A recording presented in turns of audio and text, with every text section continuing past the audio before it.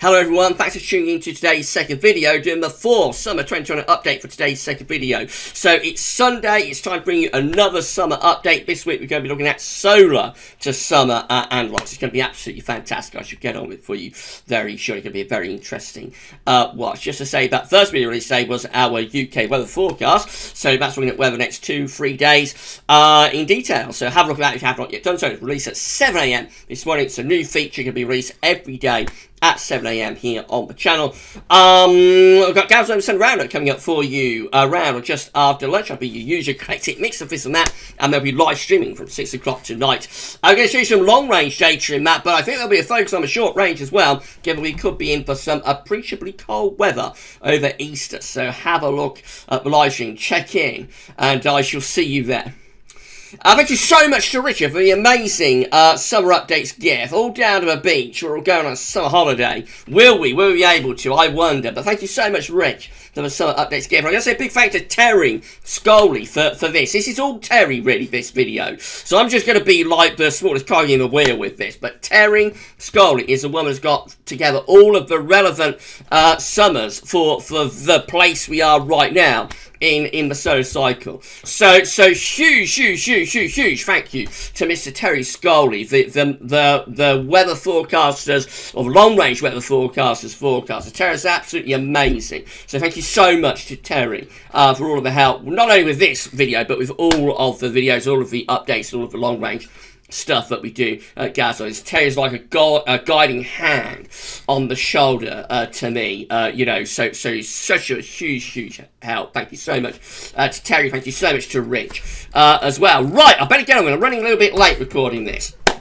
So as I say, we're looking at solar to summer analogues. So we are into a second year now of Solar Cycle 25. This is from solarham.net. This is the latest image of solar disk on our side today from solarham.net. You can see that solar activity is at quite low levels, actually, at the moment. They have got a couple of sunspot regions, but they're not doing a great deal. So yeah, back to business. So we're into a second year now of Solar Cycle number 25. And so we're going to be looking at summers that occur either in the second or in the third year, I think, of the solar cycle. Sometimes it's clear cut when the solar cycle begins, and so you know where you are. Sometimes you can get like solar cycle begin in the middle of the year, and in that scenario, then you have an overlap of like 2 years. So some of these analogues will just be 1 year only. Many of them, though, actually will be like 2 year analogues for like the second and the third year of the respective solar cycles. And thank you so much to Terry, as I say, for sorting these out for us. Right, the first summer for this part of the solar cycle is going to be the summer of 1836. This one is unsettled with below average heights over and to the east of the country, and we bring in a cool northerly wind with a mid-Atlantic ridge as well. So a cool and unsettled summer in 1836. Our next summer is going to be 1844. This is very unsettled with a deep trough of low pressure right over top of the UK and Western Europe as well, combined with high pressure within the northern latitude. So a cool and wet summer for 1844. The next one is 1845, so this is one of those double summers, overlap years, you see what I mean. This one is also an unsettled summer, not to quite the same extent as like the first summer, 1844, but nevertheless, this is another very unsettled summer with low pressure, below average heights centred over top of the UK and Western Europe. The next summer is 1857, again, relevant for this point in the solar cycle that we are currently in. So for this summer, it's a very different summer, above average heights, high pressure centred over to the north of the country, in come those easy winds. That's a drier and rather warmer summer in 1857. 1858 is our next summer. This one also doesn't look too bad at all. This one's got a Scandinavian high with the ridge going over to Iceland. Winds will be in from the east. Of course, east in summer can be quite warm. So I think that's a combination of not too bad as summers, actually, the 1857 and 1858. They don't look too bad at all. This one's not too bad either. This one is 1868. It's actually a hot summer. We've got a hot summer showing up within our analogues package. 1868. So the era is actually a very hot hot summer, to be honest. And yeah, so that one's anticyclonic across most of northern and western Europe as well. The next summer is 1869. This one's also quite anticyclonic, but this one has higher pressure towards the west. And so around that area of above average heights, we bring the wind in more from a northwesterly direction. So that's a rather drier summer, but it is a little bit on the cooler side as well with that. So it's not as hot as like 1868. Nevertheless, it's not too bad. Better combination of reasonable summers, with the best one by far being 1868. The next summer that's relevant for this period in the solar cycle is 1880. This one has high pressure up towards Greenland and Iceland, with low pressure underneath it around the west of Europe. The jet stream push southwards as well. And so this is a wet and pretty cool summer with winds coming in from more of an easterly direction. Wow, wow, wow. We go through the summer 1881. This is a cold and wet summer, very unsettling, cold, miserable summer with deep low pressure over the UK and Northern Europe. Jet stream shoved a long way south as well. That's a very wet and cool summer in 1881. 1891 is the next summer. This one doesn't look very good either. This has got northern blocking combined with a southerly tracking jet stream. Jet stream's pushed down here, and in come those cool easterly winds. So it's a cool and wet summer again in 1891. 1892 shows up next. This one is also unsettled, deep low pressure in the Atlantic and across northern Europe as well. And yeah, that's just a really cool wet summer as well in 1892. Oh dear, oh dear, oh dear, it doesn't get much better for 1903. Again, relevant for this period in the solar cycle. Low pressure in off the Atlantic into Northern Europe. In comes jet stream as well. That's another very unsettled, cool, wet summer in 1903. Summer of 1904 doesn't look tremendous either. This one again with below average heights over and to the west of the coast combined with higher pressure in the northern latitudes. Again, the jet stream is pushed southwards. Yes, a cool and wet summer for 1904. Summer 1915 is our next summer. Again, looking very unsettled. Oh dear, oh dear, oh dear. Low pressure across the north and west of Europe. Again, is combined with some northern blocking too. That is a cooler, wetter summer as well. Summer of 1916 is not only a wet summer, it's also a very cool summer with low pressure. Below average heights to our east, above average heights, high pressure to the west, and winds are in from more of a northwesterly to northerly direction. That's a cool and wet summer in 1906. Before, of course, a very cold winter, 1916, 1917. So in 1925 looks a little bit better. It's the first we've seen since like the 1860s, I think, but has some higher pressure. This one has some higher pressure to the north and northwest country. I mean, it's not tremendous. It's going to be bringing in pretty cool winds from a northeasterly direction, but at least it's a little bit drier anyway for this summer in 1925. The next summer is 1926. This one doesn't look too bad either, does it? Got lower pressure to the west, some higher pressure to the north, reaching down the western side of Europe, so that's potentially a little bit drier. But probably quite a cool summer. The winds tend to be in from a northwesterly direction. Summer of 1935 shows up next. This is with low pressure out to our west. So I think this is just a pretty average type summer, but I think it does have some warmer weather actually at times. And then the summer of 1936 is very grim, particularly so in July. Has a very, very wet and cool July in 1936, and overall the summer of 1936 is pretty bad. Summer 1945 shows up next. This one has lower pressure across western parts of Europe combined with some higher pressure to the north. That's quite an unsettled summer as well. It does have some warmer weather at times, I think, during that summer, but overall it is a very mixed summer. And then we've got the summer of 1946, again relevant for this point of the solar cycle. Summer of 1946 is extremely cool and wet summer. Low pressure in off the Atlantic, Azores high, pushed a long way away from us. Jet stream on a northwest southeast alignment. It's a cold and wet summer for the summer of 1946. Of course, that follows a little bit of a teaser winter for 1945 to 1946. It does precede an exceptionally cold and snowy winter for 1946, 1947. And at that point, I think I'll pause the video, go and get yourself a cup of tea, stretch your legs, have a couple of nibbles, something like that, and I'll see you back in around 2 seconds' time. We'll go through the rest of our solar to summer analogues. See you soon.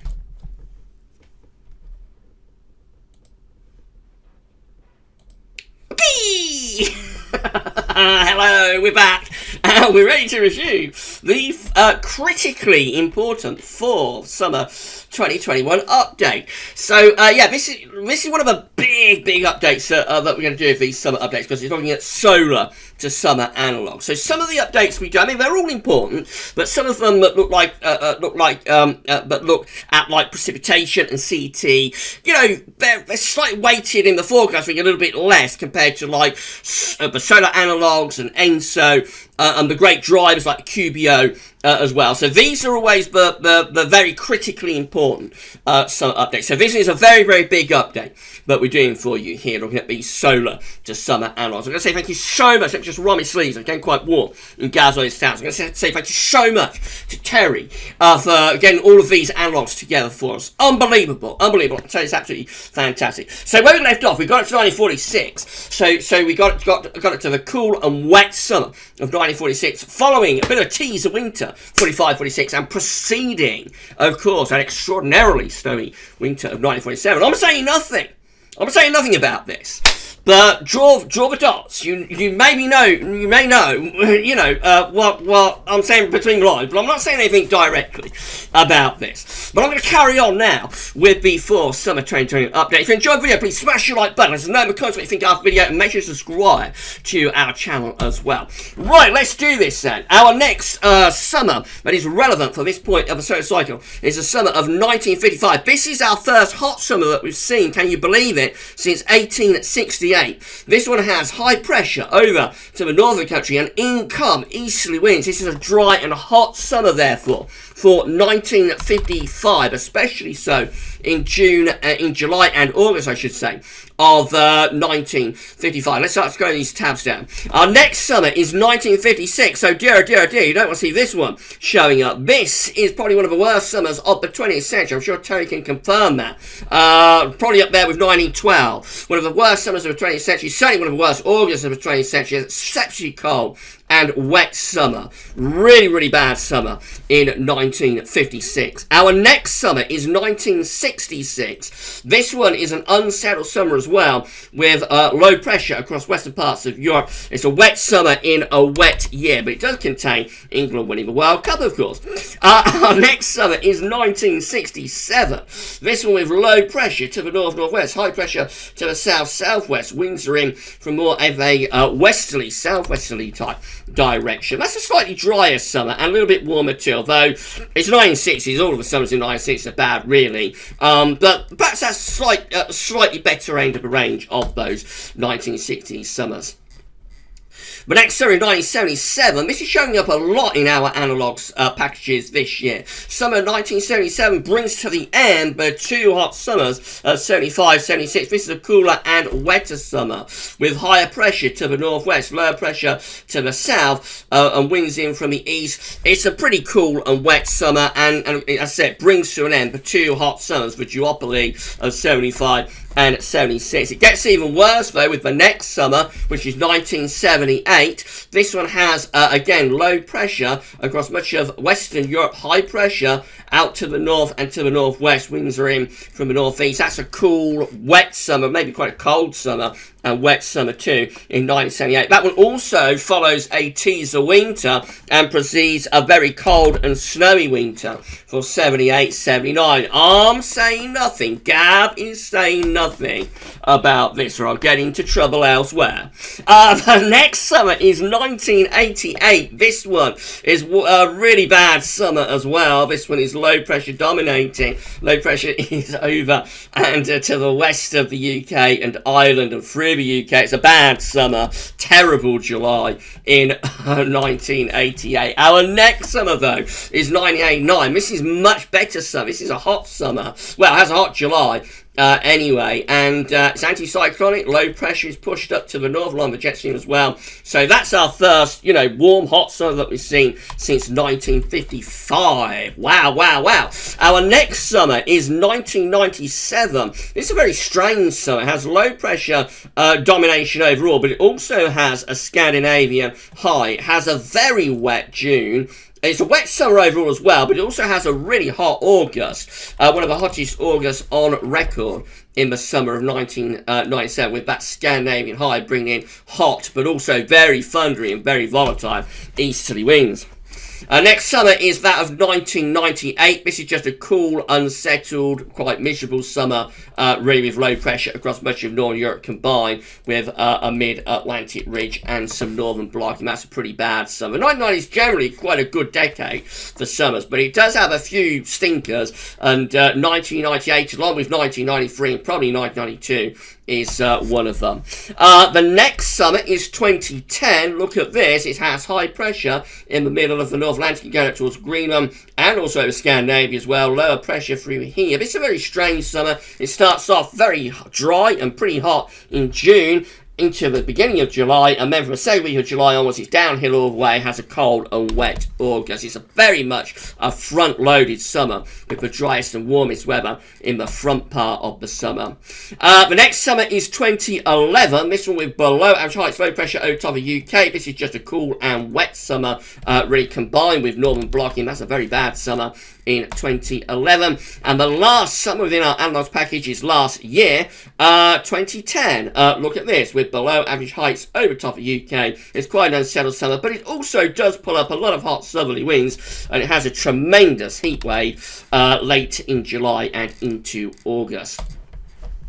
Right, let's put all that together then. So this is how all Junes combined are looking for this point in the solar cycle, as picked out by the amazing and brilliant Terry Scholey. So all Junes combined tend to have low pressure across western parts of Europe. Overall, a cool and wet June is favoured here. All Julys combined don't really get much better for this point in the solar cycle either, with low pressure again across much of northern, central and western Europe. All August combined look really, really bad too, with below average heights in off the Atlantic into much of Europe, and that's also combined, by the way, with northern blocking in the high latitudes. All summers combined for this point in the solar cycle again looks really unsettled, with below average heights across the west of Europe, loads of cool and wet weather coming up there. If we narrow things down, just look at years post-1950. This is how all Junes combined are looking. It's still an unsettled signal, with below average heights through west of Europe combined with higher pressure up towards Iceland. Winds tend to be coming in from an easterly direction. It could be a warmer signal for these Junes, but still unsettled and maybe quite volatile. All Julys combined post-1950 look very poor indeed, with below average heights across northwest Europe combined with mid-Atlantic ridge, cool and wet, with winds tending to be in from a northerly direction. All August combined look like that. Again, very, very unsettled, low pressure across the UK and West Europe combined with some northern blocking too. Again, remember, these are just years after 1950 for this point in the solar cycle. And all summers combined for this point in the solar cycle post-1950, they're grim. Below average heights across the north and the west of Europe combined with some northern blocking, favouring cool and unsettled summers overall post-1950. The last thing Terry wanted us to look at is matching years for the magnetic dipole. Terry thinks these years are particularly important for this particular year of 2021. So these years include 1844, 1845, 1868, 1869, 1891, 1892, 1950, 1916, 1935, 1936. Let's come on down. 1955, 1956, 1977, 1978, 1997, 1998. So here we go then. This is how all Junes combined are looking for this point in the solar cycle, matching magnetic dipole years. We see low pressure tends to be favoured still across Western Europe and the UK as well. All Julys combined for this point in the solar cycle with the matching magnetic dipole years. Looks like that. Low pressure across central west parts of Europe. High pressure middle of the North Atlantic when you tend to be in from the northeast. That's a cool and wet signal for those Julys.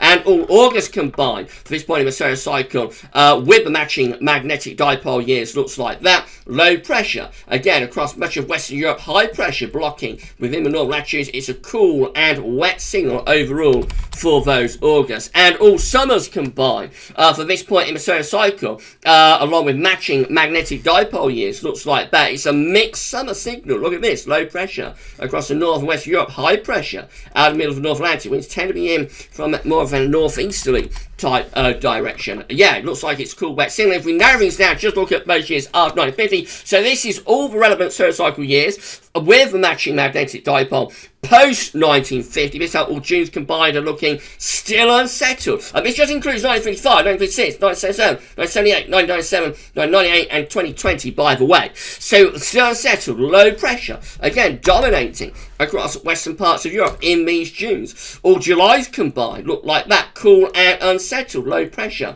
to the southeast, high pressure out to the north and the northwest, when you tend to be in from more of a northeasterly direction. Those Julys are very cool and unsettled too. All August combined, maybe the best of the bad months. Some higher pressure appearing to the north, some lower pressure going south. Winds a little bit more easterly. That's probably because it includes 1997, which within that, those analogues, there's also 1955 as well, I suppose. But yeah, maybe just some slight hints of slightly better August, slightly warmer and drier for August within that. And then lastly, the very last thing is all summers from a solar cycle, relevant solar cycle years, matching magnetic dipole and post-1950. What a mouthful all that lot is. It's an unsettled signal overall for these summers with low pressure across the northwest Europe, high pressure out to the northwest. The winds tend to be in again from a northeast direction, a cool, wet signal for those summers.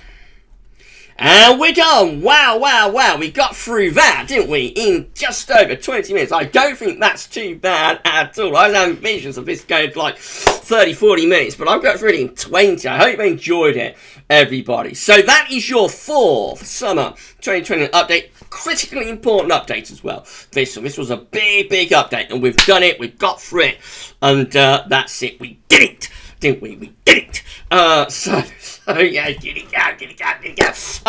so that's it for this week's summer update. Actually, that's it for a couple of weeks, because next week we're doing Solar Sunday on Easter Sunday. Everybody's excited to see Solar Sunday. So there will not be a summer update next week. The next summer update will be in 2 weeks' time. So no summer update next week, because there's going to be Solar Sunday on Easter Sunday. Thank you so much to Rich for the gift. Thank you so much to Terry for all of the help with this, getting all of those years together for us. Unbelievable. Terry's absolutely amazing. Thank you so much to Mr. Terry Scholey. Everybody, please say thank you to Richard and to Terry in the comments. We're going to be back later on with GavsWeatherVids Sunny Round. I think it'll be live streaming from 6 o'clock tonight. It's going to be a very interesting live stream. We're looking at long range. And yeah, we're going to be looking at, I'm sure we'll be looking at short range as well, in terms of a chance of cold weather over Easter. For this one, that's all for now. Thanks for watching.